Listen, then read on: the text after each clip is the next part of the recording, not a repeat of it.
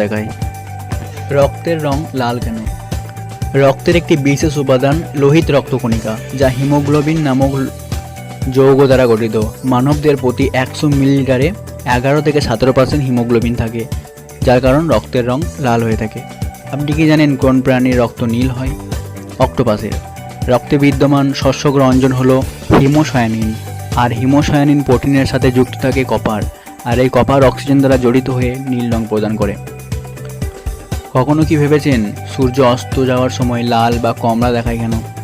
বেগুনি ও নীল রং বেশি বিচ্ছুরিত হয়ে গিয়ে তার কিছুটা অবশিষ্ট থাকে না। তরঙ্গ দৈর্ঘ্য বড় হওয়ার কারণে হলুদ লাল রঙের আলো পৃথিবী অবধি পৌঁছাতে পারে, তাই সূর্যোদয় বা সূর্যাস্তের সময় আকাশ কমলা বা লাল দেখায়। ঝড় বৃষ্টির সময় আপনার বাড়িতে নিশ্চয়ই বিদ্যুৎ থাকে না, কিন্তু কেন জানেন? শহর অঞ্চলে ঝড় বৃষ্টির জন্য সাধারণত খুব বেশি বিদ্যুৎ বিভ্রাট হয় না, কিন্তু গ্রাম অঞ্চলে মেঘলা আকাশ আর